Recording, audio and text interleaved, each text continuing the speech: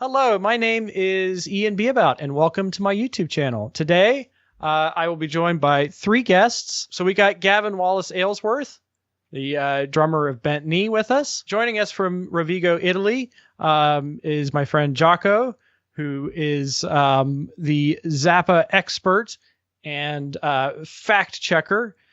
Because I've listened to about 7.5 hours of Frank Zappa music this week, and it's all starting to blend together. And last but certainly not least, my good friend and former Deep Cuts radio host, co-host, Mike Lieto. All right, so today we're going to be talking about the recently released Apostrophe 50th Anniversary Deluxe Edition by Frank Zappa. This is a 6-disc collection, which collects the original album and a new master, as well as some studio outtakes, some previously released, some that are brand new. 2 concerts, Colorado Springs, March of 1974, and Dayton, Ohio, from the 20th of November, 1974. Also included is a Blu-ray audio disc with a multitude of multi-channel options, Dolby Atmos, 5.1 surround sound, and Frank's original quadraphonic mix. So I thought I would start the discussion by kind of talking about the Apostrophe album itself and how we came to it. What do we think about it? Why are we here? So I'll go with Gavin first. Tell us about your history with Apostrophe. Well, it was either the second or third Zappa album that I would have come to. Right, like my father had "You Are What You Is," Apostrophe / Over-Nite Sensation, that Ryko disc, and We're Only in It for the Money / Lumpy Gravy. And "You Are What You Is" was first for me, and Apostrophe was probably the second one that I dove into. Which, of course, growing up with that CD, those 2 albums became so jumbled together in my head that, like, you know, for a long time, right? Because I started listening to this when I was in the 5th grade. For a long time, I was under the impression that the album was just called Apostrophe Over-Nite Sensation. I didn't realize that it was 2 albums combined onto one disc. So really, it's those 2 albums were kind of presented to me as a young 5th grader. Well, I first started listening to Frank Zappa when I was like 4 or 5 years old, which explains why my brain is so damaged nowadays. And I think I was like 10 or something when I heard Apostrophe. So even though I was 10 or 11, that was after I had started listening to Frank Zappa. It wasn't one of my first albums. I remember ordering it via mail together with Over-Nite Sensation. So those 2 albums are linked, they're linked together for me. Even though nowadays they do sound pretty different. I mean, it's not like one is the continuation of the other. Mm-hmm. It really struck me, both albums struck me as being kind of accessible. I mean, that's if you can understand English, which is something that happens quite frequently in Italy, you can probably play those 2 albums to anyone, and they wouldn't be difficult at all to understand, to enjoy. And one thing that I really enjoyed about Apostrophe, the first time I heard it, was Frank's vocals, which is the thing that struck me. And every time I think about Apostrophe, it's the guitar playing and the lead vocals. It's an album that still has a special place in my heart nowadays, even more now that I'm a fan of Funkadelic, because I tend to liken Over-Nite Sensation and Apostrophe to like Cosmik Debris and Standing on the Verge of Getting It All. Mm-hmm. I think it's a good starting point for newcomers, at least. My coming into this record is a lot different than I think everybody else in this chat. I first started listening to Frank Zappa when I was in sophomore year of high school. My first Zappa album was Stage 2, and then my uncle got me the Grand Wazoo, The Perfect Stranger, and One Size Fits All at Christmas. And from there, it was like, loved almost at first listen. And then I spent the rest of that school year slowly building up the Zappa albums, all the Ryko discs, because that was what was available at the time. Apostrophe was not one of my first Zappa records. I think it was like somewhere between it's in the first 30, I think, because I started to buy all the albums. I remember I bought it as a single Ryko disc in an FYE, and it might have been the same day as the Freak Out. I bought Freak Out and Apostrophe the same day, I think. But yeah, of course I loved it when I first heard it. It was never like a top 10 all-timer Zappa album for me, but it is a great one. And like Jacopo said, it's really showcases Frank's vocals. And I think it is the best entry point into the Zappa catalog. It's so easy to love this record. It sounds terrific. There's great playing everywhere. There's great singing, good songwriting. It checks all the boxes. It's a great one, folks. And it's rightly deserved to be as influential as it is. Mm-hmm. I was going Christmas shopping with my dad. And I was very young. I was maybe 6, 7, 8, somewhere in that area.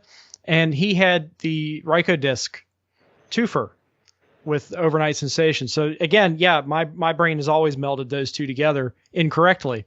But I think he wisely censored Over-Nite Sensation and only played me Apostrophe. But I was drawn into, like you guys said, the voice. The voice was something that was very welcoming to me.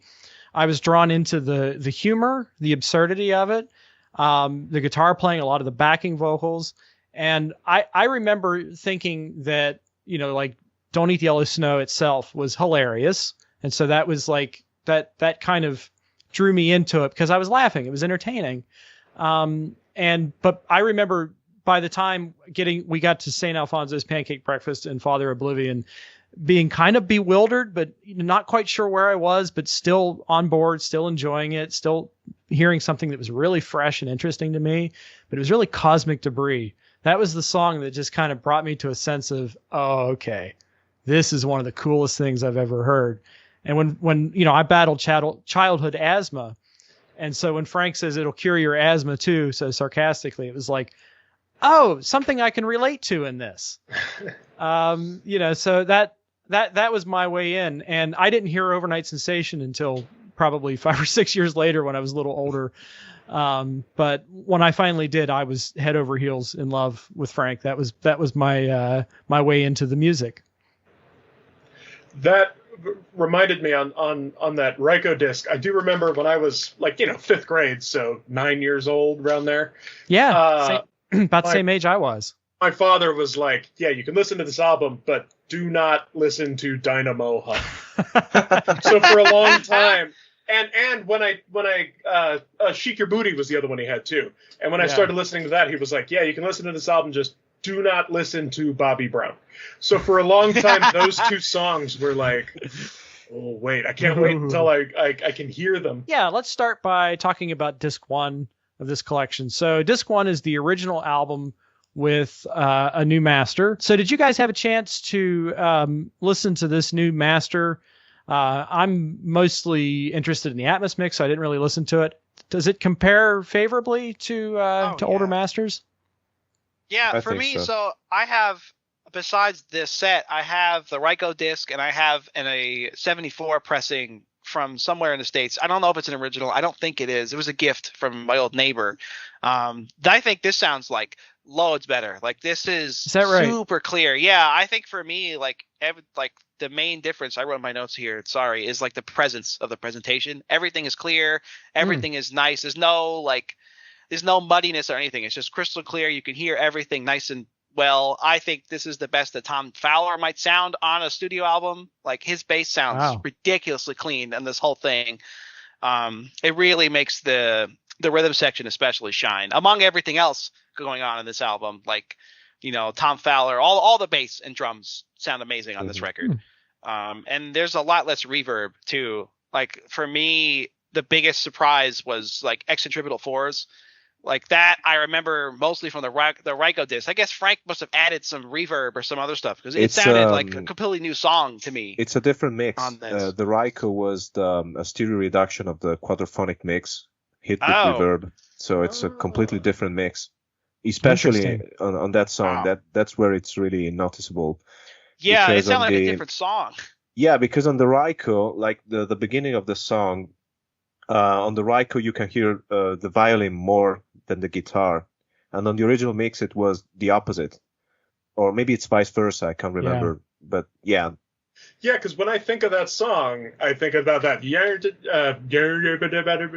Yeah, the, that's what I think. the kind of chugging violin at the beginning. Yeah, Yeah, it's like a train. yeah.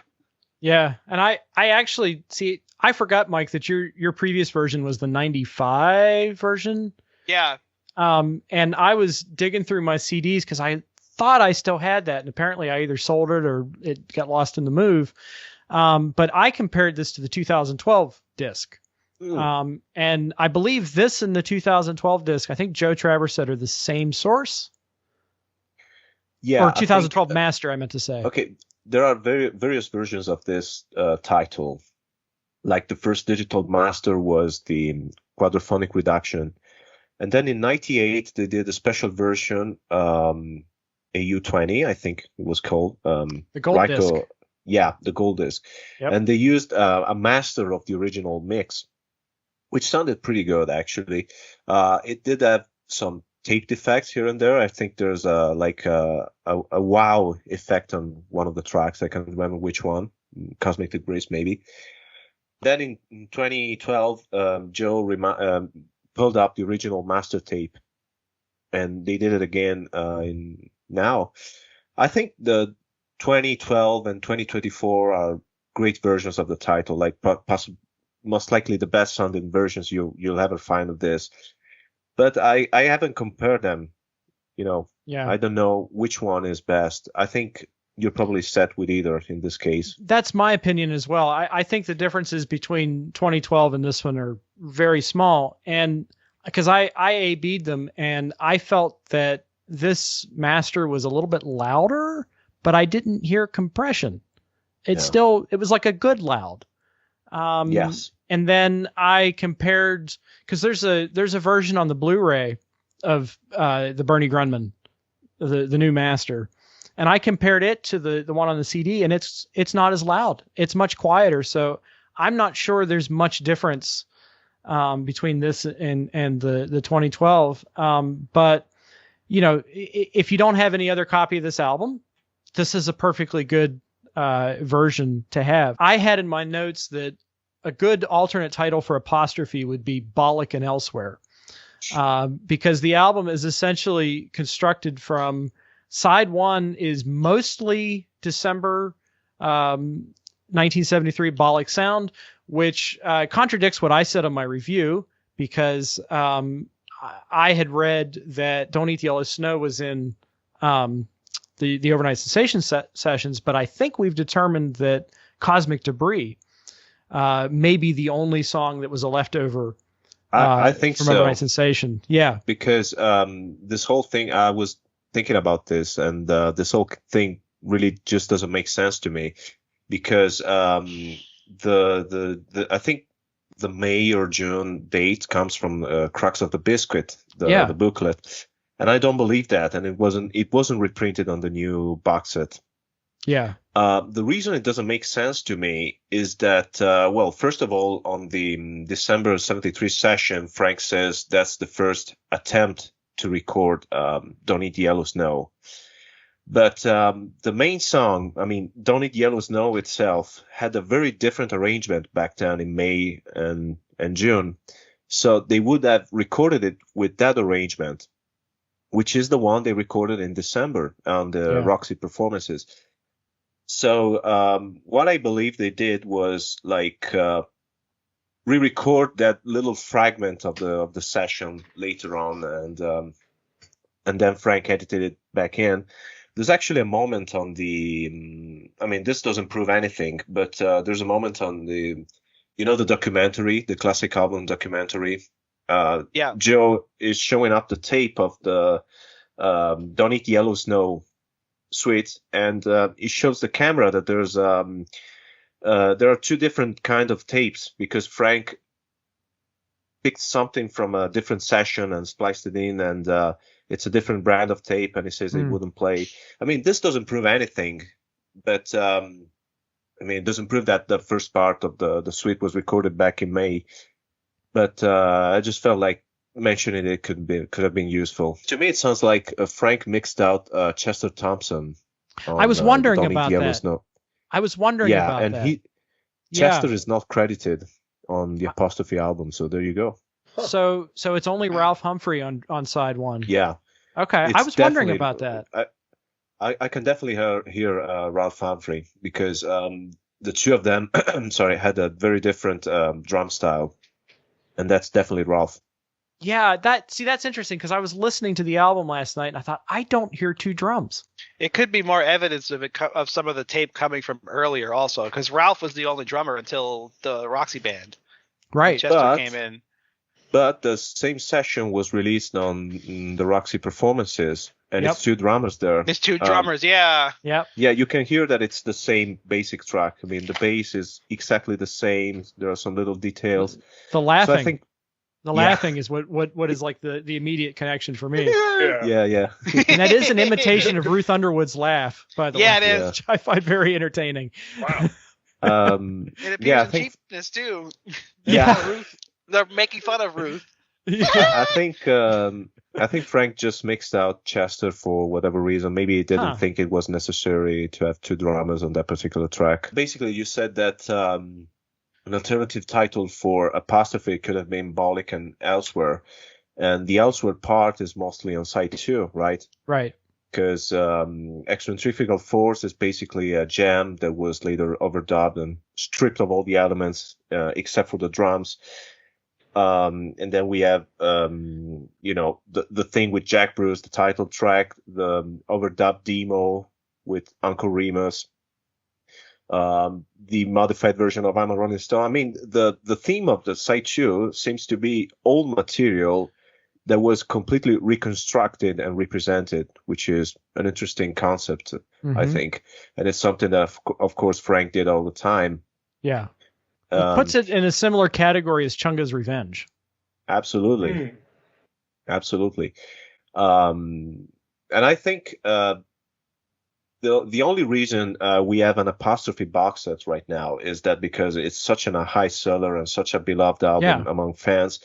Because otherwise it would have been impossible to assemble that collection of it because there were no Apostrophe sessions as such. How do you guys feel, since I'm dealing with 3 prog rock nerds, how do you guys feel about the idea that the opening of the Yellow Snow Suite is a Pink Floyd parody? It's completely idiotic. Is that it's a Pink Floyd parody? That's what the liner notes suggest. I think that's very far-fetched. I agree. He said that guy, Simon Prentice says that basically it's win this prog rock cliche, and I don't see that at all. Because Yes used it once. Yeah. Tall, thick as a brick. That's right. Pieces, there's the wind. Yep. And then he says that Elton John. I mean, I do like Elton John, but I wouldn't lump it with Yes as prog rock. For sure. Yeah. I mean, that's, yeah. I don't believe that it is a prog rock parody because I don't hear or see much evidence of Frank listening to British groups. I don't think it's a parody at all. It's a great way to open the snowy setting of Don't Eat the Yellow Snow. Yeah, it's part of the storytelling. It fits the album perfectly. Like, come on, man. The only thing I can think of that would point to him knowing a fair amount about those bands is that one interview. Jeez, is it like 81? Yeah, I know what you're talking about. Yeah, where he's asked if bands are progressive and 84. Oh, right, yeah. That was 84. Okay. Yeah, where he's like Jethro Tull sometimes, Genesis sometimes. You know, he liked Gentle Giant because he said that several times. Yeah. But aside from that, I don't think he was that interested. Yeah. Just in prog rock as a concept, and then Gentle Giant is also a kind of weird prog rock band. You know, they're different from all the others. They're more similar to Frank. Sorry? They groove. Yeah, they do groove. There's an R&B funky thing. Yeah. They are more similar to Frank Zappa than they are to Genesis. To me, the wind effect, as we had kind of said, is more about the storytelling. And I think that is the most important word to describe side one of Apostrophe and to differentiate it between side two, with the exception of maybe Stinkfoot, is that side one is it's a piece of storytelling. It's almost cinema for your ears. Yeah. And a lot of Don't Eat the Yellow Snow and Nanook Rubs It is spoken word, with some musical accompaniment and sound effects and, weird stuff. But it's not really like a song, which is why it amazes me that was ever a hit. Because, I could see it as being like, people could see it as a novelty thing. But by the time you get to St. Alfonso's Pancake Breakfast, you are firmly in Frank Zappa compositional. You're in the deep end by the time you reach that point.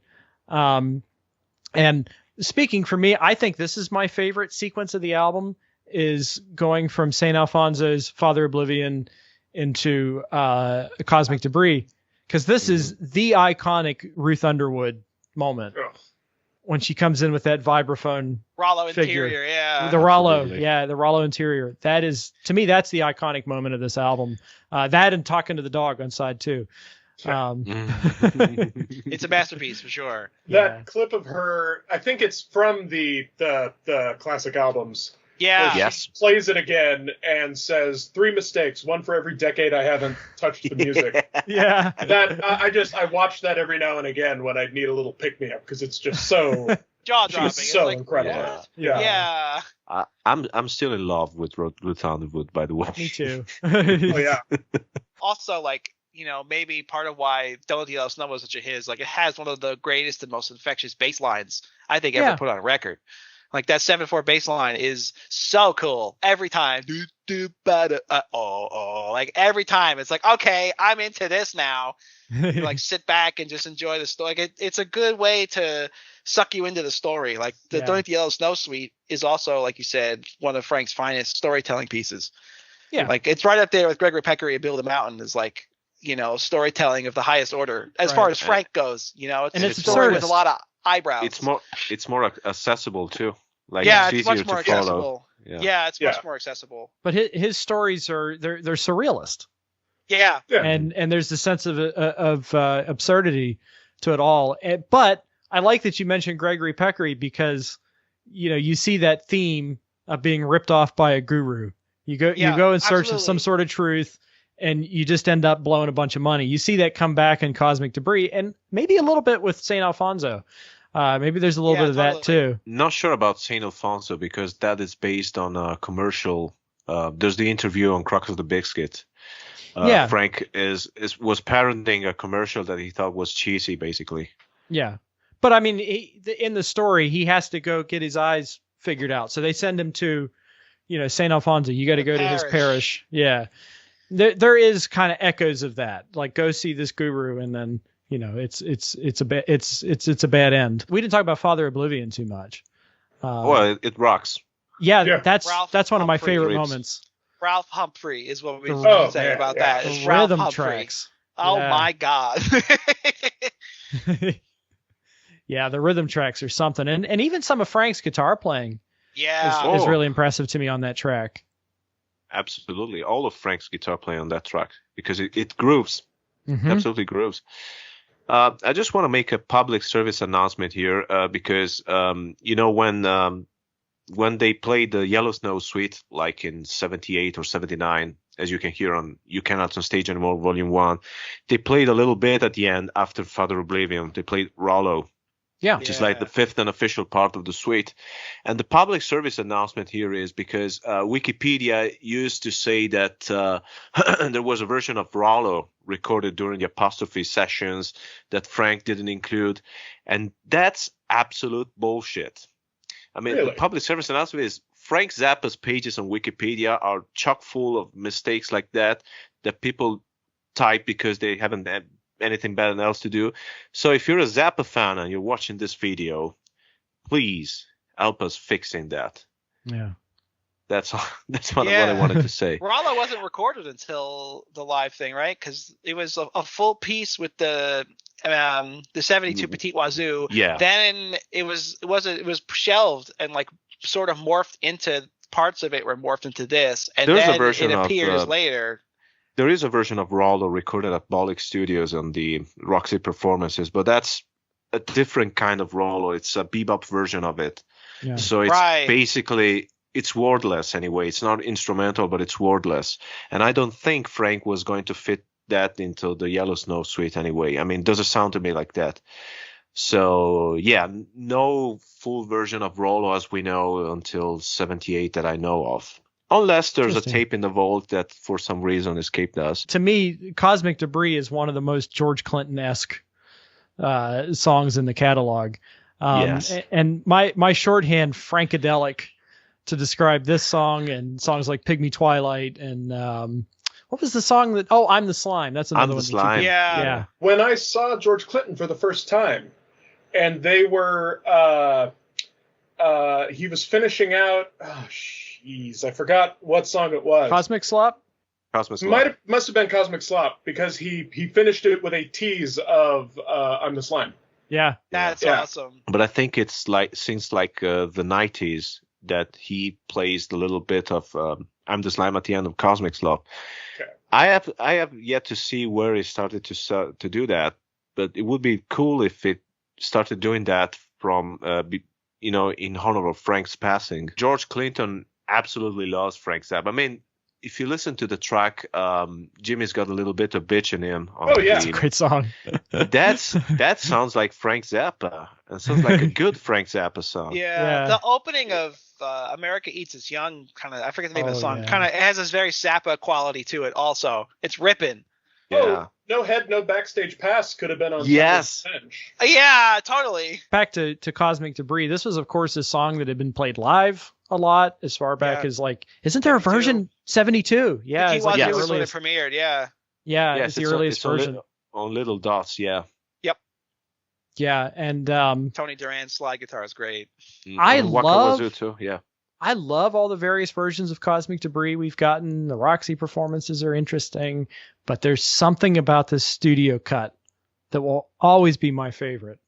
And it could be Yeah. because that was the song that won me over to Frank, to his music. That's the song after hearing all the suite before it up to that point, hearing that's the one that made me a fan. So maybe that's my bias, but I think that the studio cut, and I like the version that's included with the little intro on the front of it too.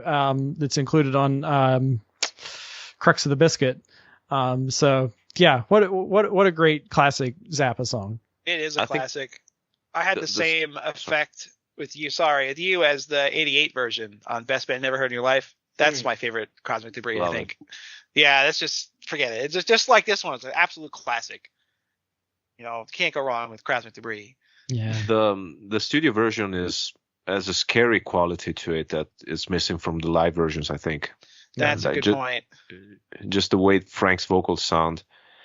I also love Frank's soloing on this Mhm. one. Me guitar. too. It's Yes. nasty.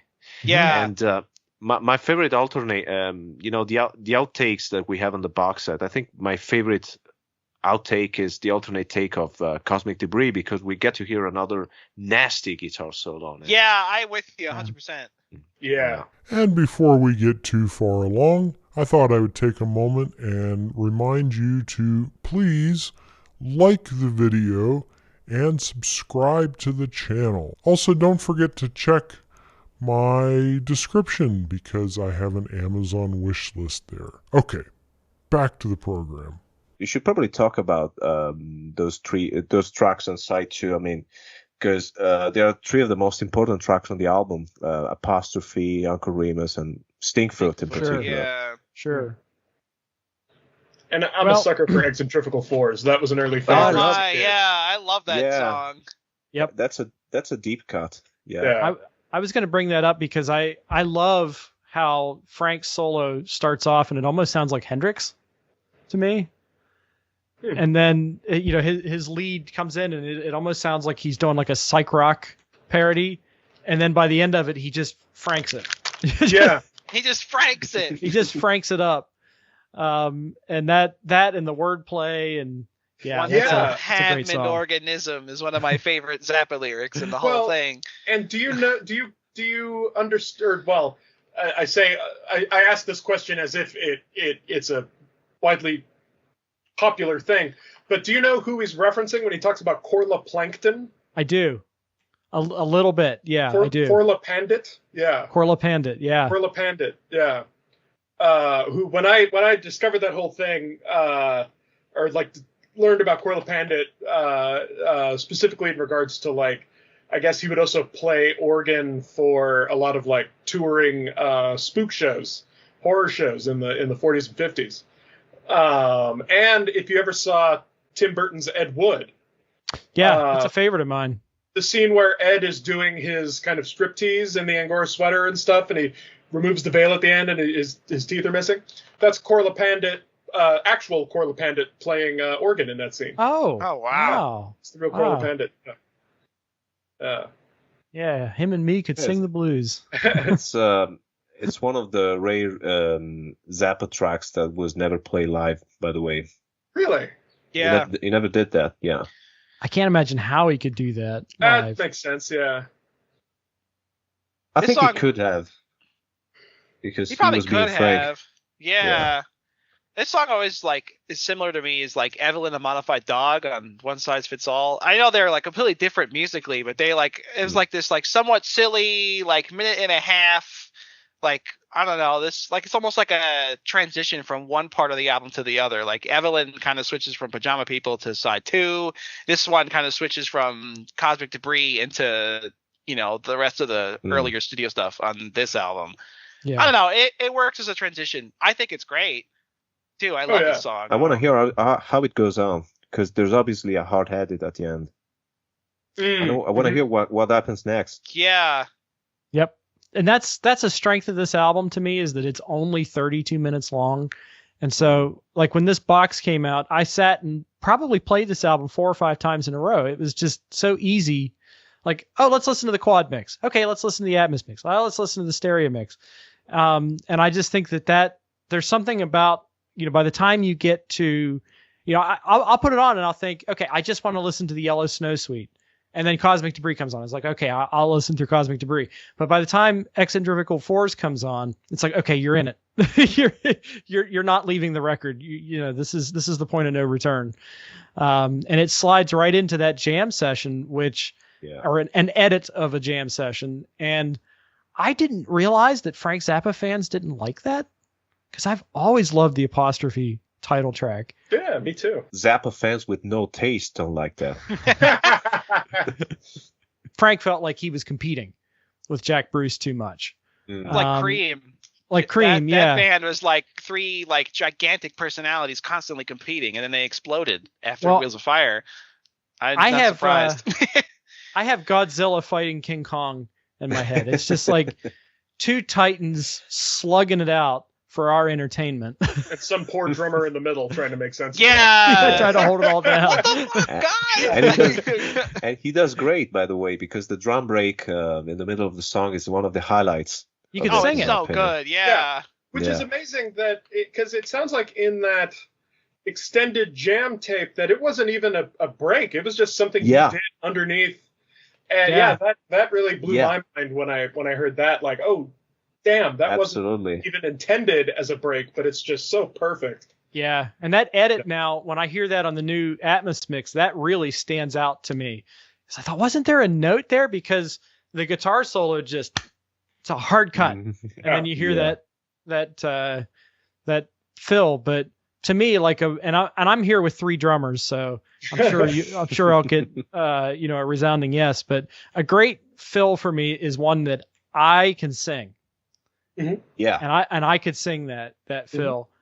But yeah, I love it. I love the extended version.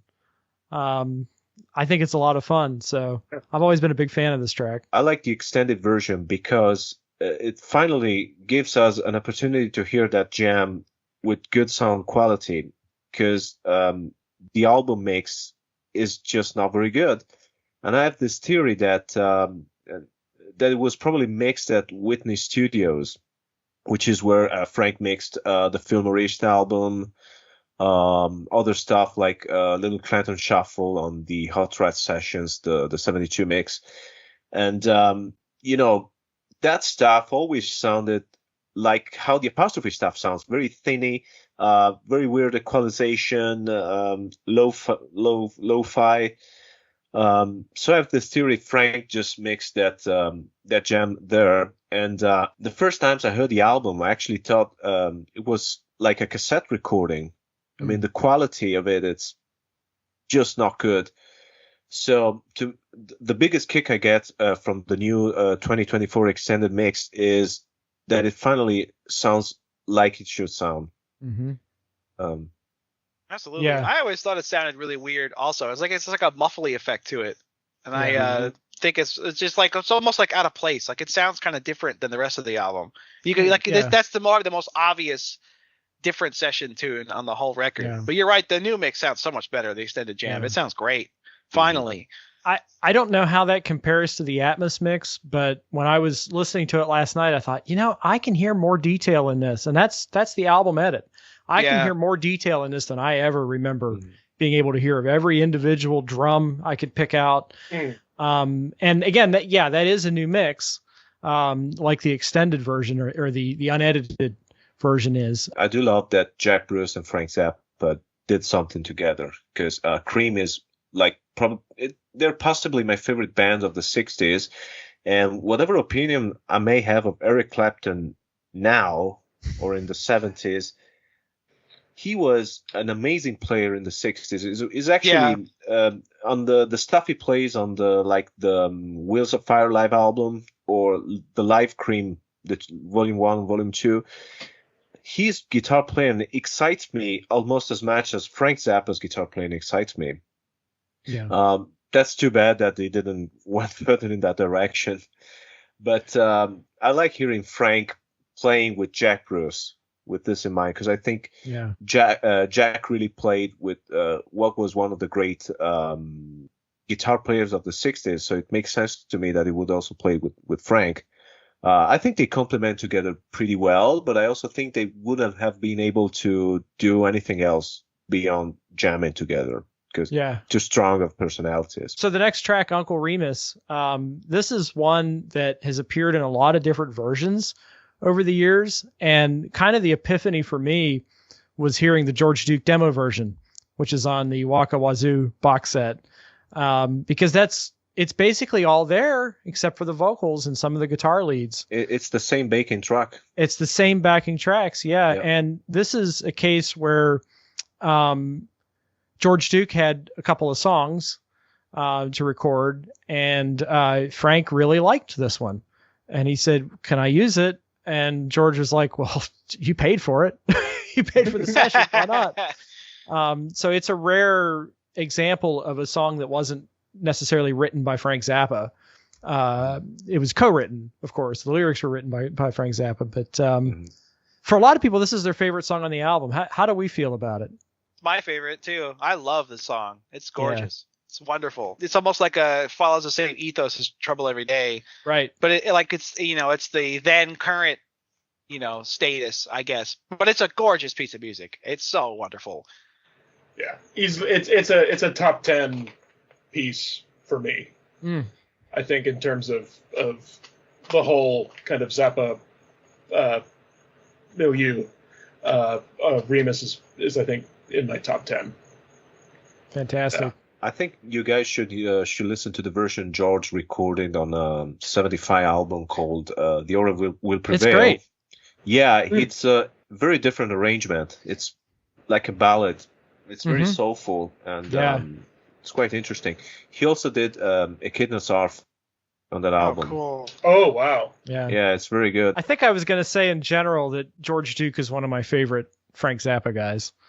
It's everything he plays puts a smile on my face. Everything he sings, he could ad lib, he could joke, and kind of pick up on stuff, and we'll get into that in the live shows. But I think I said something in my review, like at this point in the band, Frank was surrounded by people who were, I mean, it's hard to say his equal, but he was surrounded by peers, people in the band who were equally as brilliant musicians as he was. So George Duke is one of my favorite Frank Zappa musicians. Every time he plays the keyboard, I'm I'm there. Can't get enough of it. Yeah, he's so good. I like him. I like how much he and Napoleon complimented each other on Right. stage. I was going to Yeah. mention that too. Yeah. And listening to the shows, I noticed They were that. like a comedy duo. Yeah. And when Jeff Simmons was there, they were like a comedy trio. Yeah. There was They there were that a funnier was Flo and Eddie. Hey, I was Yeah. going to say that. It was like a Flo and Eddie. Yeah. They shared a Yeah. brain thing. Yeah. I think that's what I mean. 73 and 74 are probably my favorite live periods of Zappa, and that's one of the reasons, because they sound like happy units. Mm-hmm. Oh yeah, they're just having fun. Yep. All that Moon Trek shit is hilarious. Also, all of the Dupree's Paradise Road stories Duke starts going into, some of that stuff is hysterical. It kills Oh me. my lord, the boogers, you name it, all this stuff. And then something happened. Yeah. That thing actually changed nightly, so you could probably Yeah, dude. make a box set out of the all of I, that. I, Dupree's want, I want like a variations. Dupree's Paradise like box set. It's like all of them are also ripping. Like That would be, yeah. some of that stuff is like the cream of the crop of live Zappa Yeah. is all those Dupree's Paradises. Like my God, that shit is jaw dropping. But yeah, we'll get more to that here shortly. The final track, which is one of the most fascinating to me, and I know that this is another one that some people say, I don't feel that great about Stinkfoot. I don't think it's a great song. But I really like it for a lot of reasons. The kind of the epiphany that we all had when Funky Nothingness was released, that, oh, this comes from a completely different song, completely different sessions. That was something that grabbed me about this tune. But there's also a lot going on conceptually. There's a lot in the engineering and actual recording that's interesting. Like some of those guitar solos, the way they were recorded, you hear like kind of two different sounds going at the same time. That's really cool in the multi-channel mixes too. But this tune just has a feel to it that's unique, and the live versions, with the exception of maybe Helsinki for me, don't quite nail that feel. But I was going to ask you guys, is this Frank on bass? Yes. I thought so. And on this one and on Excentrifugal Forz, it's Frank. Yeah, Oh. I thought so. Yeah.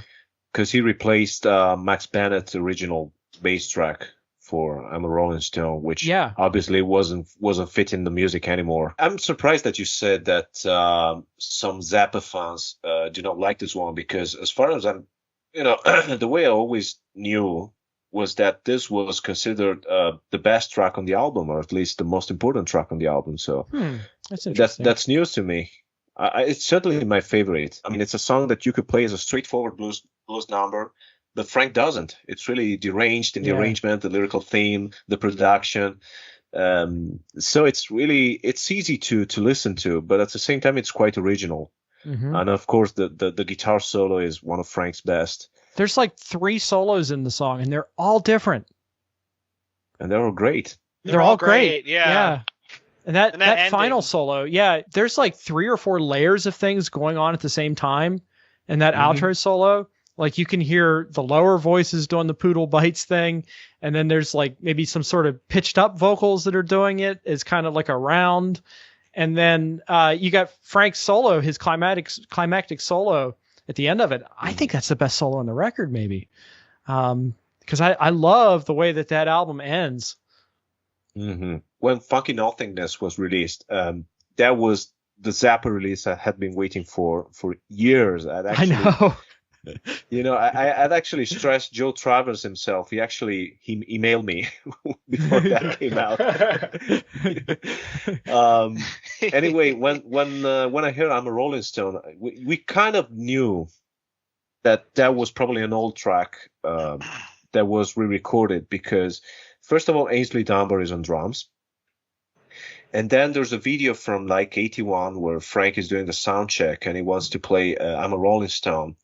And he says the band, just play Stinkfoot and I'm going to sing this on top of it. So we suspected that may have been a cover. What's interesting to me is by comparing the two versions is that how different Frank made Stinkfoot sound from I'm a Rolling Stone. by just taking the drum tracks and editing it. He edited it in a way that he changed the structure a little bit, and he kept only a little bit of the violin somewhere. Mm-hmm. I really love both tracks. I'm very glad that somehow the original performances survived, because let's face it, I'm a Rolling Stone. It's a great cover. You know, the original guitar solo was great, Frank's vocals, the humor, but somehow, what I mean is that thing could have been released as it was, and it would have been a highlight. Mm-hmm. And somehow Frank destroyed it and created something better out of it, which is incredible to me. Mm-hmm. Yeah, it's like a testament to like Frank the artist. You're right. Like he made it. It's Stinkfoot to me is almost like a sound collage in some ways, and it's really successful. It isn't my favorite song on the album, but I think it's awesome. The whole ending is amazing every time, and it like takes me by surprise. And, you know, singing the Poodle Bites thing over and over again is so, like, it's such a brainworm for me. Like, without bonus tracks coming after it, like, with the CD would end, like, that would be in my head for the next hour and a half. Because constantly a Poodle Bite. Think I'm really silly for writing a song like this. Yeah, I love that. That's so great. And then, now that you mention it, since the Poodle Bites is a callback to Dirty Love, I think that's the Stinkfoot is the first time that Frank mentions conceptual continuity. Yeah, it is. Although it appears in a press kit from the early 70s. And I had a quote on that in my other video. But yeah, that the climax of this song, I mean, other than the guitar solo, is a man having a philosophical discussion with a poodle. Yeah, it's great. That to me is like, okay, that's the iconic Frank Zappa moment. You know, we know that Frank was dead set against drugs, but I can see why some people would think that he was smoking too much pot. Let's discuss the outtakes at the end of disc 1. So some of this was issued before on Crux of the Biscuit, and this created a lot of buzz from the Necessary police saying, "Ooh, this isn't necessary. We already have Crux of the Biscuit." Well, I think Crux of the Biscuit's out of print, so I'm happy to have them. Sometimes I get a little taxed by like outtakes and stuff, but I find all of these really interesting. Yeah. You know, like they're all cool nuggets. Yeah, and if I have one complaint, I wish that Crux had been included in its entirety here, because I don't own it. I don't either. I think it would be nice to have. But we have an alternate take of the basic tracks of Don't Eat the Yellow Snow, which is the album arrangement with the wind sounds, and it's different. Yes. It's different than the version that's on the Roxy Performances studio. And it's partly the same take as the album version if you listen close enough. I mean, there's a little bit that matches. Yeah. Yeah. So that created a little confusion for me when I was putting together my review, because it seemed like that stuff was recorded during the Overnight Sensation sessions, but I guess we've kind of come to the conclusion it probably wasn't. But it's cool to hear that. It's also cool to hear the Nanic Rubs It basic tracks outtake, as well as the session outtake. We'd talked about the classic albums video, and there's a moment where Dweezil plays that little segment. And I thought, what is that? I want to hear that little bit. That sounds like it's a missing part of the story. That's fascinating to me, because Joe on that part of the video says that Frank was that was a section that was physically cut out of the master tape and put in at the end of it, like the Beatles did with Her Majesty on Abbey Road. The only reason it exists is that it was appended at the end of the master reel, and it's making me wonder how many times stuff like that happened on classic albums, because it happened. It also happened with Passion Play. Yep. They found the two extra verses at the end of it. So that's fascinating. I think the reason that stuff got stuck at the end of the tape was that you could discard it more easily. Yeah. And for various reasons, they never did. So it's great that all of this survived, actually. I agree. Yeah, and you do hear Frank perform that little section in some of the later 74 shows. So it apparently was still on his mind. I mean, you hear it on Erie, here at Erie 74. So it's cool that was still on his mind. But we do have okay, we have a couple of mix outtakes. Excentrifugal Forz, which doesn't sound a whole lot different to me. It's a little bit different. No. Different guitar effects, right? Yeah. Just some different harmonizer settings or whatever. Yeah. A mix outtake of the title track. Now, the mix outtake of Uncle Remus, I really enjoy. Yeah. Yeah. Yeah, totally. Is that the one that's on Crux of the Biscuit as well? It is. Yes. Okay, I was going to say, Yeah. I thought I'd heard that one before. Yeah, but it's excellent.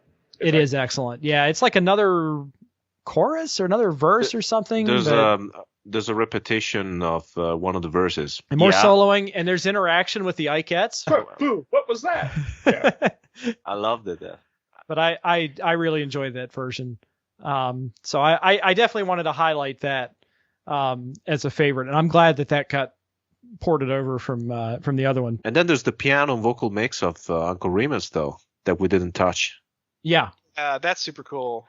It is. Yeah. I almost cried. I got to be honest with you. The first time I heard it, I almost cried. It's beautiful. It is gorgeous. Yeah. Love it. A real nice nugget here.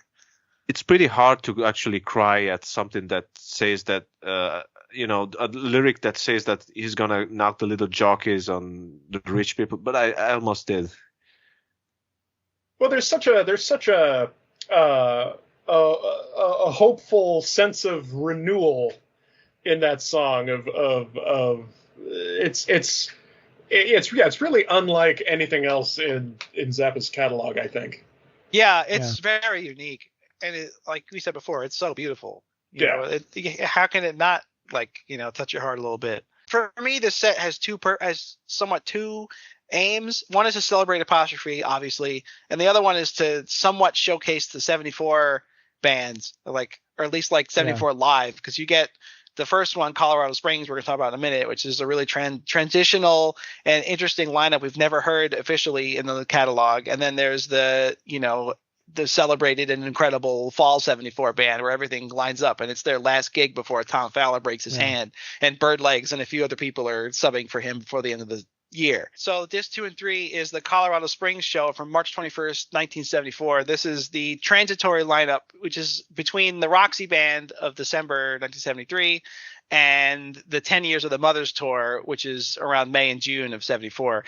And this band is Frank Zappa on guitar and vocals, George Duke on keyboards and vocals, Napoleon Murphy Brock on tenor sax, flute and vocals, Jeff Simmons on guitar and vocals, Bruce Fowler on trombone and vocals, Tom Fowler on bass, Ruth Underwood percussion, Chester Thompson on drums and percussion, and Ralph Humphrey on drums and percussion. The big difference is that Jeff Simmons has now entered the band, so this band has become a 9-piece? It's a 9-piece Mothers, yeah. Yeah, so it's a pretty large band. Yeah, 9-headed beast. And this band is somewhat infamous because there is no recordings that exist in the official catalog, except for now. And from what I understand, most of the recordings that people who have heard bootlegs have heard have been pretty rough in sound quality. It's hard to pick out, how neat the band is. The first thing I think to talk about is that it is a mono recording. So it's not going to be the fidelity of a Helsinki, Finland, or Token of His Extreme, or even the Roxy performances. This is more like a road tapes sounding performance. I think had this been released 10 years ago, it'd have been a road tapes concert. That being said, it's extremely clear. It's very punchy, and it sounds great. And for my money, this is my favorite of the two shows included. And I think it's just all killer, no filler music for about 2 hours. And it helps that it starts with Village of the Sun. And it's in my opinion, the proper arrangement of Village of the Sun, the one that's sincere and doesn't sound like they're bored with it. So starting the show with Village of the Sun is a sure way to get me involved.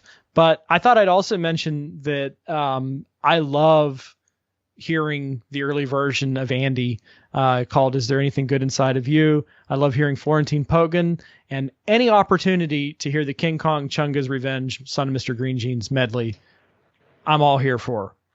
So guys, how do we feel about Colorado Springs, 21st of March, 1974? It's a damn good show. Yeah. Yeah. Incredible set list. This period of Idiot Bastard Son is probably my favorite arrangement of that song. Yeah. It's very dreamlike.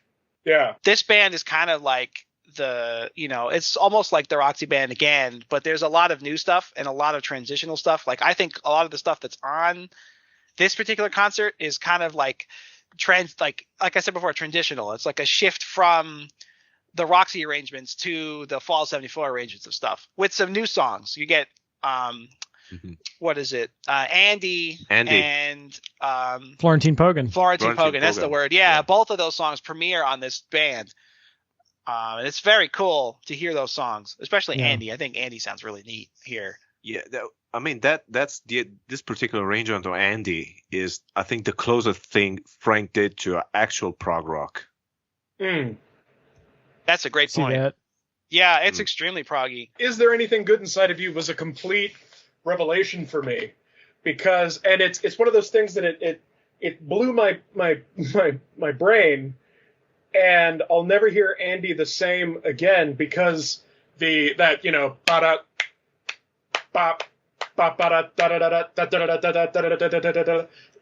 part over the part that the band then kind of plays under the solo in the original, or in the album, the one size fits all version, were stacked on top of each other in this live version. And the way that those two pieces fit together, I can't believe I never heard that those would work together.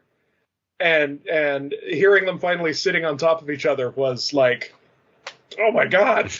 That's just another dimension of what makes that song so amazing. I got to listen to that again now. Yeah, it's so cool to hear that. I think I have one gripe with this thing, and it bugs me because it happens more than once in the posthumous Zappa releases, is they split the Dupree's Paradise intro and Dupree's Paradise proper. Oh, yeah. That bugs the shit out of me, because Dupree's Paradise for me is continuously the highlight of every concert. Like, it's just improv heaven. But they segue into each other. Like, it's, there's room on the disc. They could have ended disc 1 of this with Montana, and then Dupree's Paradise intro would start on disc 2. Or sorry, disc, whatever it is, disc 3 of the set. At least they are nice enough to include an overlap. I mean, I added those parts together. Yeah. Because they overlap, so you can sync them and just chop them out. There you go. I also think it's really neat to hear, like, the Redunzel is morphing quite a bit. Like, Redunzel is becoming what it is in the fall, which is like one of the most amazing things in the whole catalog. I love the original Solo Fest of Redunzel, but now the We Could Share a Love section is here without lyrics, and it slowly becomes, it doesn't have the like gorgeous melody that the fall band plays yet, but it's close. The We Could Share Some Love, of course, it's Babette that they play which is on the here show too. Yeah. Oh. Don't tell me no.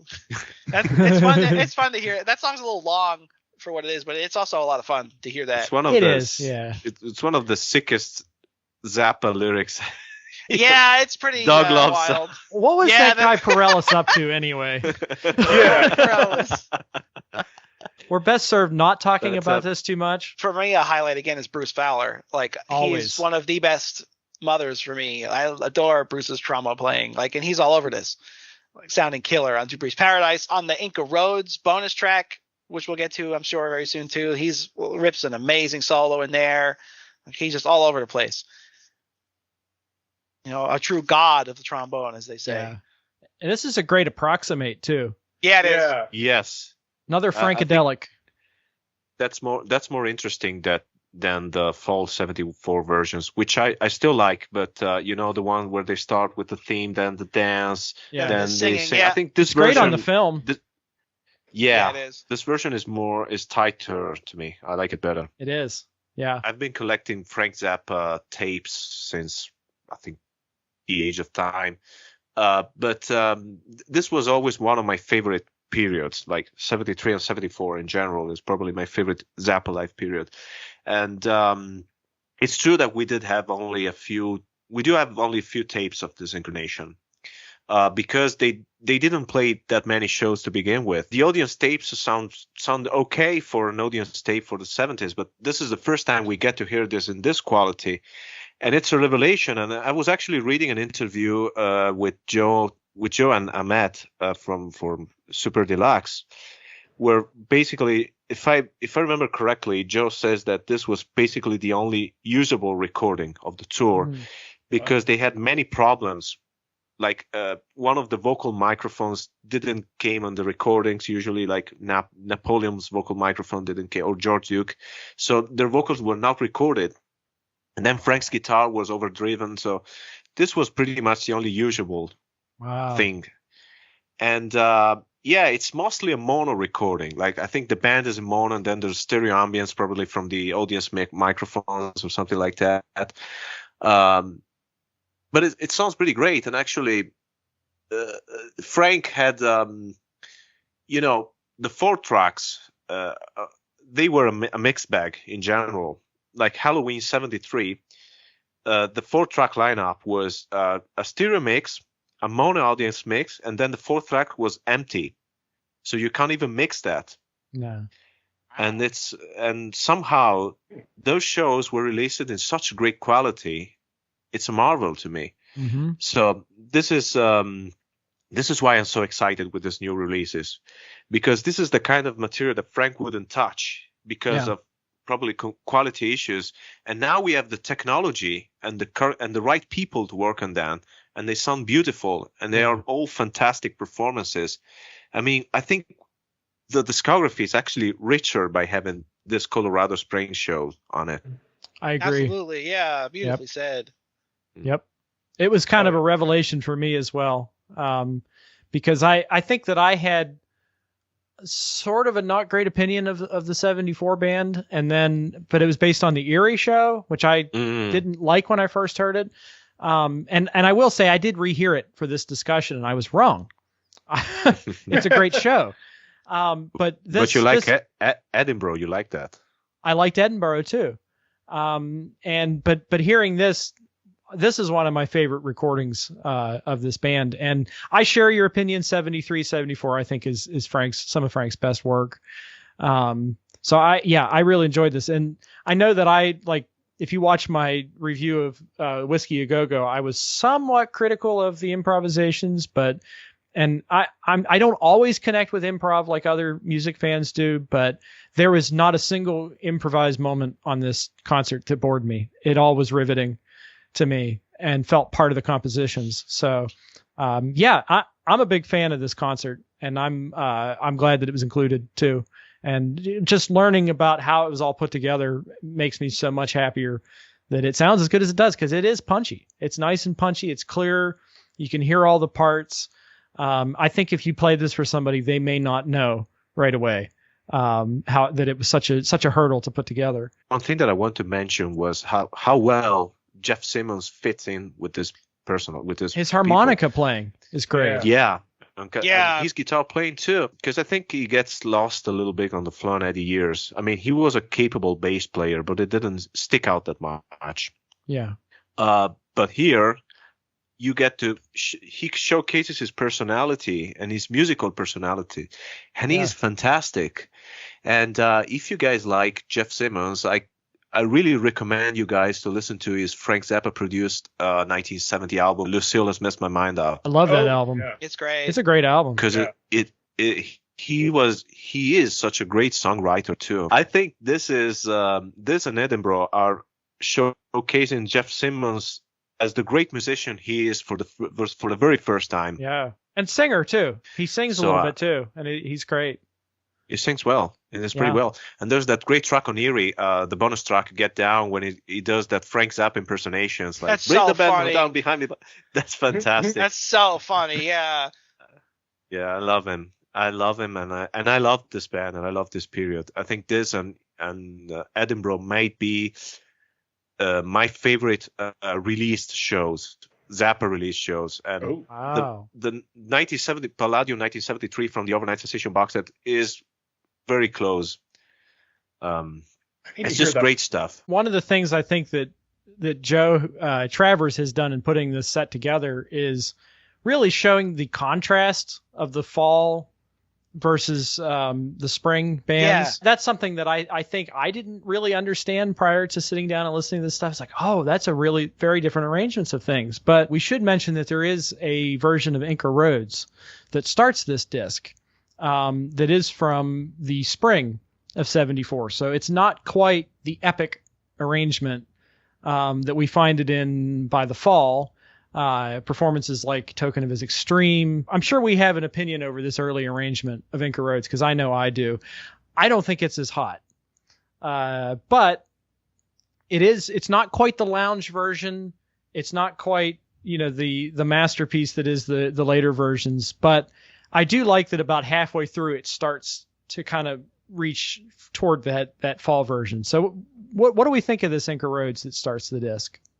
I like the performance itself a lot, like the solos on it, the way it sounds. I think the arrangement itself is not quite there yet, but it's almost there. And by the way, I do love the lounge versions. Actually, it makes me laugh a lot. Yeah. And thank you, honey. I have a hard time with them, but they're fun. Yeah. It's not something I listen to a lot. Yeah, and I like the transition from the lounge version to the complex instrumental bit, like they do on the Roxy video. I think that and Redownzel it's very fascinating to hear how they morphed, Frank, because Inca Roads really became a completely different beast by the end. The arrangement was finalized. Yeah, and it is one of my absolute favorite Zappa songs. So every version of it is bound to have a special place in my heart. Yeah. And this version is pretty great. I think it's interesting to compare it with the one on Edinburgh, which is 2 months after this. Mm-hmm. Yeah. Both great performances. It would be at its best in fall 74. Right. For me. But it's great that we get to hear this in this quality again. This song quality. Yeah, absolutely. And I have the same opinion. I don't think it's as amazing as it will be, but it's close. I think this and the Edinburgh, like the 10 Years of Mothers tour, the solo vamp for guitar, I think is pretty weak.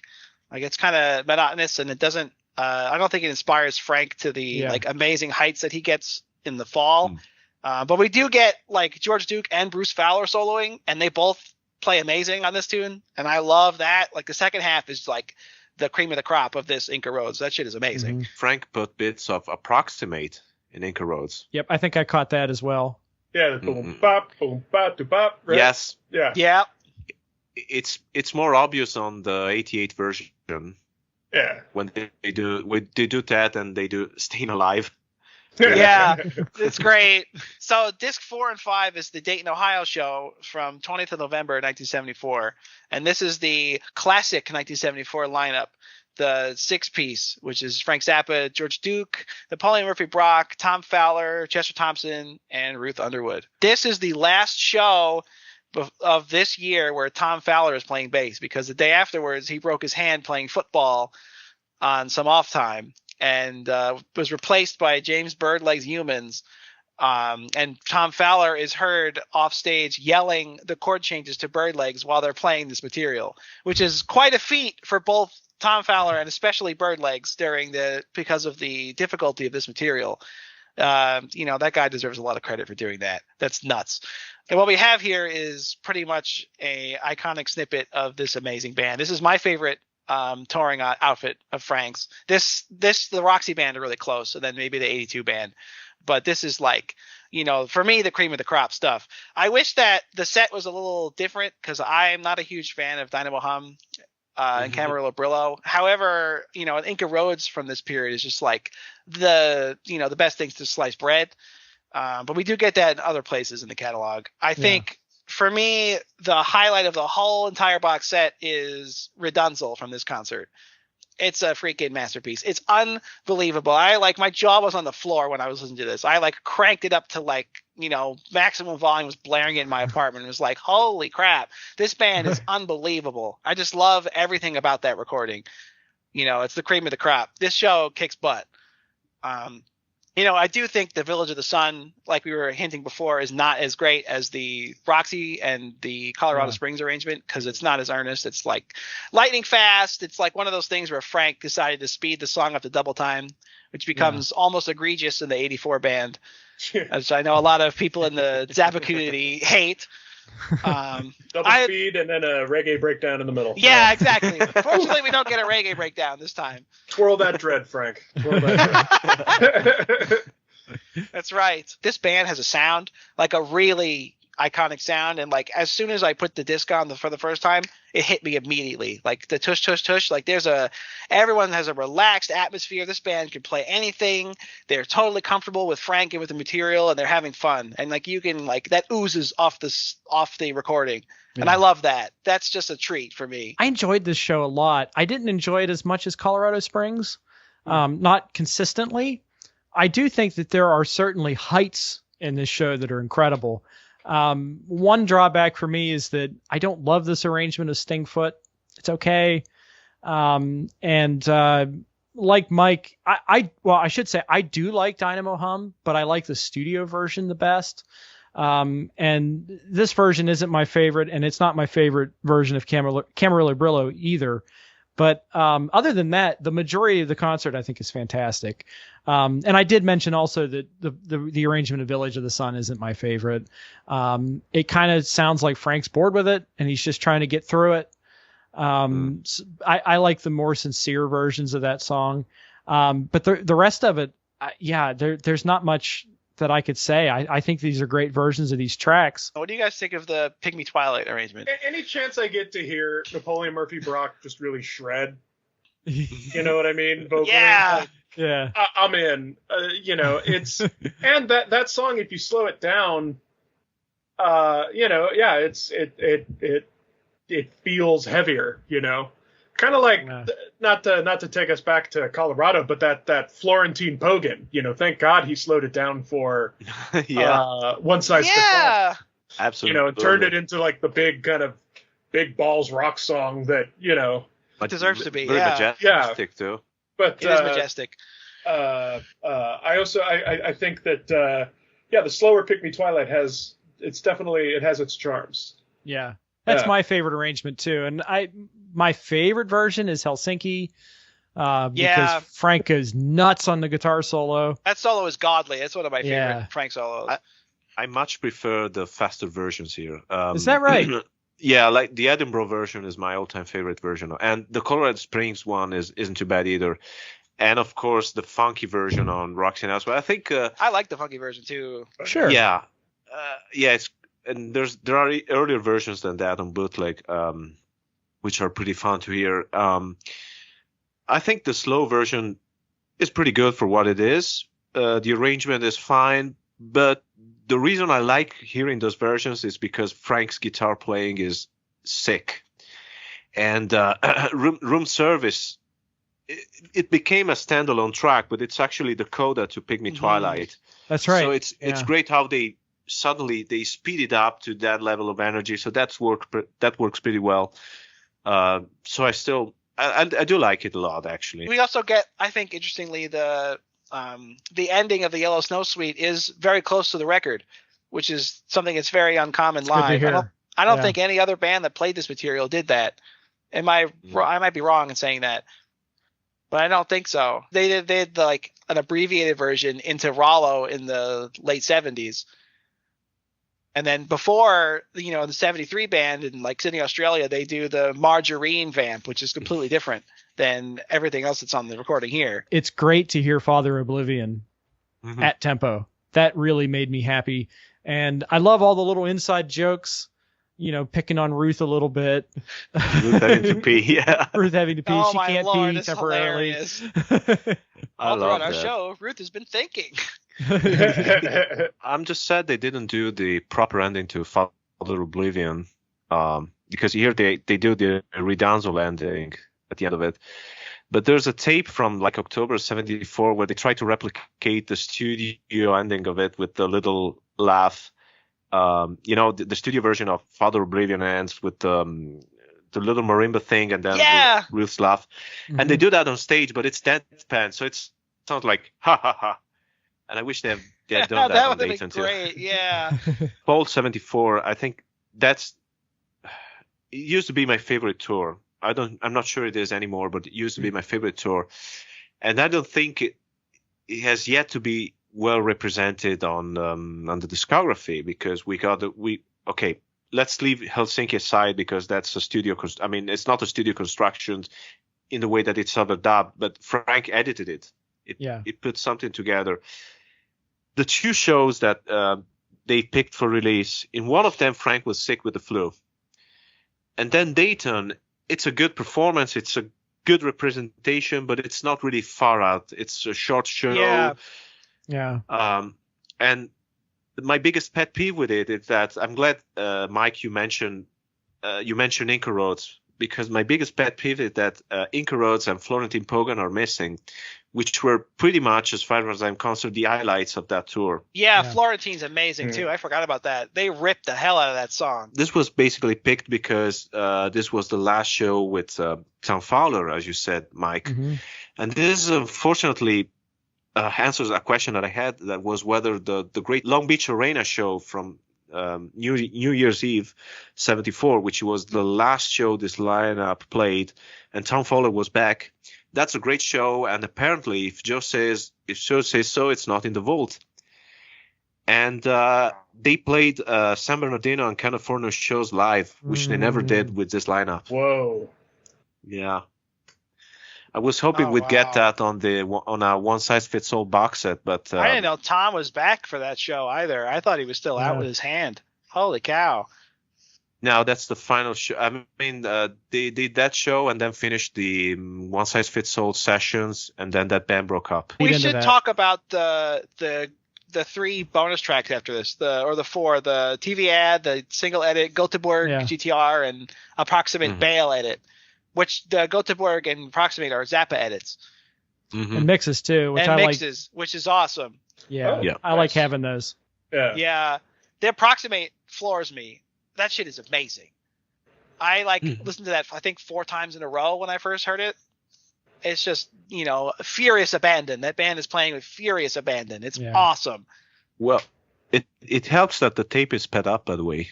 It also is sped up. Okay, it's also sped up. I don't know if that's intentional or not, because it's not chipmunk speed, but it's very slightly sped up. Yeah. You can probably play along with it. I'm a fan of any time they include vintage Frank mixes of anything. That was some of my favorite material on the Whiskey set too. That was the highlight for me on that set too. Yeah. So, and it's not here. It's not a highlight for me on this set, but I still am glad that it's here. And they're great performances. Now, one of these was something else, right? Was intended for another project? Yeah, the guitar solo, what was the name here? Göteborg. Göteborg. Yeah, Göteborg, because it was bootleg as Moncton Tits. So that's how I know it. That was on what is thought to be one of the sides of one of the double LP versions of Zoot Allures, where it was Ship Ahoy, that guitar solo, and then the Hands with a Hammer drum solo. I don't know if that was supposed to be a Zoot Allures, but anyway, Frank assembled that sequence. So I had heard that solo, and it's great. I mean, Frank's playing on this period was terrific. hot. Yeah. I don't think we want to talk too much about the Blu-ray disc, because I covered it in my review. Suffice it to say, it's phenomenal. The Atmos mix that's the draw for me. I love multi-channel mixes. I had the first one I bought was Waka Wazoo, and I liked having those both on the same disc. And I was like, ooh, maybe they'll do Overnight Sensation Apostrophe together. And so when Overnight Sensation came out on its own, it's like, okay, great, but now. So when this was announced, I was like, all right, Atmos mix of Apostrophe, because I study those mixes constantly. I just sit and bask in them. And I explained to these guys when we talked last week that, to me, 5.1 was very discreet. Like, everything is in a different corner of the room, sort of like in the way quad could be. Whereas Atmos is like translating what a headphone mix might be to an environment. Ooh. And so stuff that sounds like it's like really low in your headphones, like backing vocals and stuff, are going to be coming a lot of times from the backing speakers. Now, what's interesting, because I've listened to the Apostrophe Atmos mix a couple of times here in the last week, what's interesting is that Frank's vocals are coming from the height speakers, so the ceiling, and the back simultaneously for the whole record. Oh, whoa. Wow, so Frank's at the cool. back of your head, and he's also on your ceiling for this, which I love. I love that kind of stuff. Wow. The other thing to point out is that that I didn't mention before is you do get kind of a presentation, a video presentation while you're listening to the various mixes on the Blu-ray, and you see somebody's hand come out and place the needle on the record, and right as the needle goes down, you hear the wind sounds and the album starts. That's really cool. It That's is Beautiful. But they That's beautiful. also cut in vintage photographs while you're listening, and like the bit where in Father Oblivion where it's you see shots of Frank like in sync with the music. Nice. That's God. so cool. Which is really neat. Wow. Yeah, so I like Okay. that presentation of the Blu-ray, and you don't have to listen to the Atmos mix to enjoy this. You can listen to the stereo mix and get the visuals too. So, but yeah, there's not much to say other than that I'm thrilled that the quad mix is included. That's Frank's vintage mix. And it's cool to be able to compare that with the Atmos and 5.1. The other thing is the TV ad is here, and it's never looked or sounded better than this. I love that old ad. It's perfect for the album, so that was a great inclusion. Yeah, it's fun to hear it on the CD, but I think you're missing if you're not watching it. You're missing Exactly. Yeah, exactly. I think if I were to do an ad for our record, WTF Was That, I would want Cal Schenkel to do that exact thing. Because I love it so much, and I love vintage ads in general, but that one's oozing with charm. Yeah, it's I love old 70s album commercials. I have a bootleg of a bunch of Kiss album commercials, and That's cool. Zappa's were definitely more fun. Then there's the Beefheart one, the lick my decals off baby ad. That's another classic one. Yeah, I think it was banned from TV actually after a couple of airings. People complained. Yeah. What is this? So, okay, I wanted to devote a small section of this conversation to talk about our wish lists. What do we want to see come out from the vault? Just in case we're lucky enough that Joe Travers or Ahmet Zappa watch my content. What would we like to ask for? I think I'll start with my wish list. So right away, I want a box like this of one size fits all. Yes. With the Atmos mix included, live performances, outtakes, because there's a lot of interesting associated stuff with that album too. Hunch into it. Hunch and Toot. Yep. Into, yeah. Hunch Toot would be great. Yeah, and then there's Egyptian Strat, revised music, and Gregory Peccary. Redunzel. Yeah. Redunzel, yeah, Gregory Peccary, because the version that's on Studio Town, parts of it were recorded at the Orchestral Favorite Sessions. And there's an early version of it that's all from the one size fits all era that was broadcast on the radio, which was very interesting, and we only have it on bootleg quality, which would be great to have to have properly mixed. Well, first of all, the monologue was way much longer, and then Frank used a vocoder or something. He had a pitch bender on the voice. It was really a lot of fun, and we need to have all that shit released.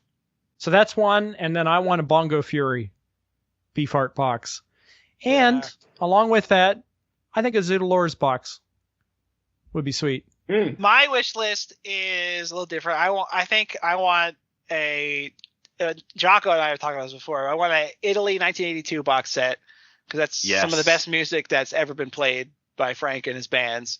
That music is amazing. It needs to be released officially, I think. I want Halloween 78, another incredible run of shows that should be heard in mostly in full. There's some unbelievably amazing stuff in there, like Frank and Shankar dueling solos and Packard Goose, like unbelievable stuff. Like want to hear that in non-bootleg quality.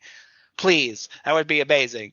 I also want the Rage and the Fury, the Zappa conducted Edgar Varese pieces, which is, something amazing because Frank has loved Varese and so do I. And I think I want either, like, if not a box set, just like any sort of Beefheart show officially released, because we don't have any currently. Mm-hmm. Some of the bootlegs are pretty ripping. It's a very fascinating time in Frank and Beefheart's career also. Good list. I would like the Italian run. I would enjoy that'd that. be great. Yeah, just amazing music. I want Barcelona 88 on DVD in a pristine copy. Now we're talking. That yeah. film show. I want Barcelona 88 on DVD or Blu-ray. I would love anything and everything surrounding You Are What You Is. Like, I don't know what the original kind of, Crush All Boxes, right? It was going to be called? What that original Crush All Boxes would have looked like. That would be great. Anything from the Baby Snakes film that hasn't been seen, like any cutting room footage.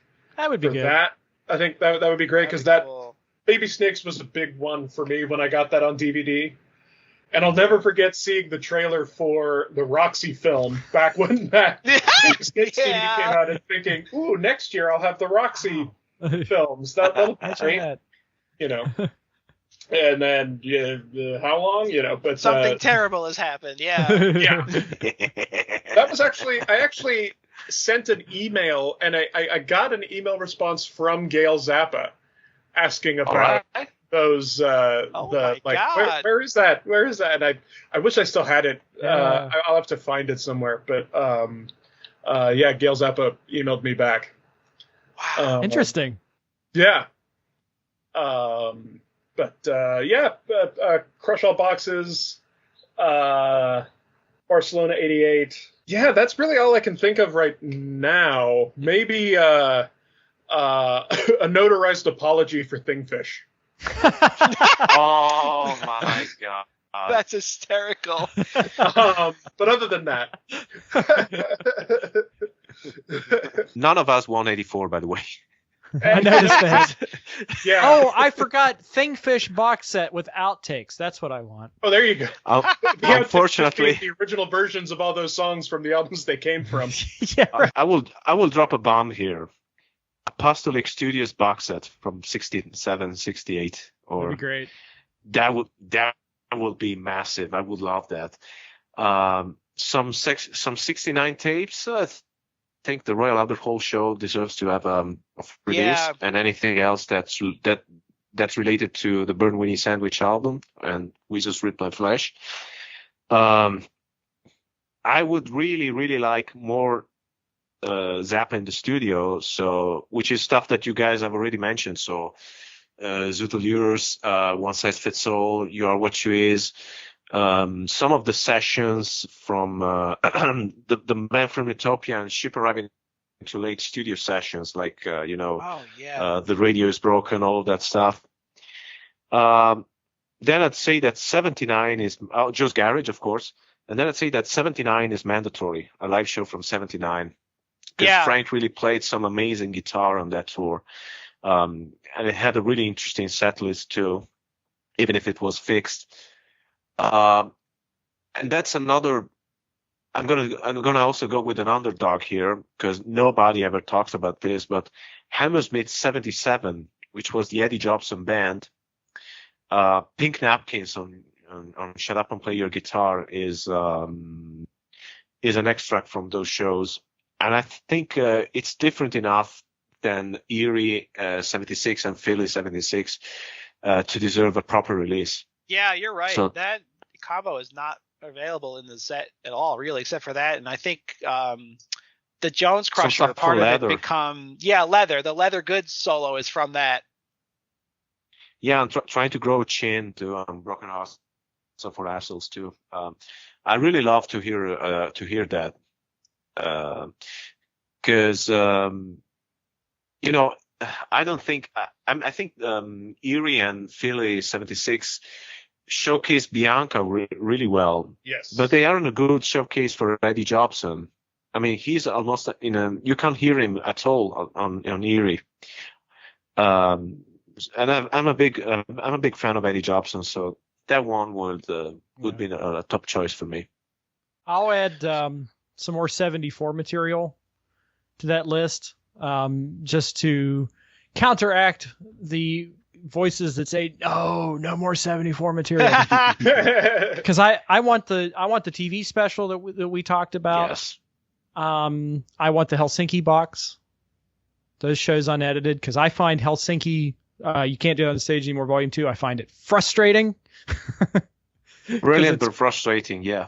Brilliant but frustrating, yeah. So I would love a box of that with new mixes too. And I think even though we have got loads of 73 so far, I think Australia 73 could be a nice release. That could be a little box, yeah, for sure. Yep. I would add also, this is all somewhat different, but Fall 80, because I just love that band. I don't know, there's no Ed band, but Vinnie Colaiuta and Arthur Barrow are just playing unbelievably well, and Steve Vai is in the band, and I think injects like unbelievable spirit to almost everything they play. Like the Halloween shows would be great, or the... we will never have the Halloween 80, because Frank erased the tape. Oh, he erased the tape, okay. Yeah, because Frank was sick. He was sicker than he was in Erie. He actually had to cancel one of the shows in the run, and he mixed a few lone tracks, and then he completely erased the tapes. I think Mark Pinsky had a soundboard cassette tapes of that, and Joe was trying to get a hold of those, but unfortunately he died last year or so. So that one will never happen. Well, it's getting close to my lunchtime. Is there anything else? Yeah, I'm so hungry. Yeah, same. Somebody get me a sandwich, just like Jeff. It's dinner time for me. It's 9 p.m. Is there anything else that we wanted to discuss before we go eat? As long as we don't eat the yellow snow, I think we're okay. Yeah. Get the set, everybody. Get the set. It's very also, good. There is something, one quick thing. This was mind-blowing to me. Frank is wearing flannel. Me too. I never knew that. I thought that was cool. I think none of us did. I think none of us had seen the uncropped photo before. All right, guys. Well, this was fun. Thank you again for joining me, and we'll have to do something else like this very soon. Once again, I've been joined by Gavin, by Jocko, and Mike, and I want to thank you guys. This was fun. It was a blast. Absolutely. All right. See you later.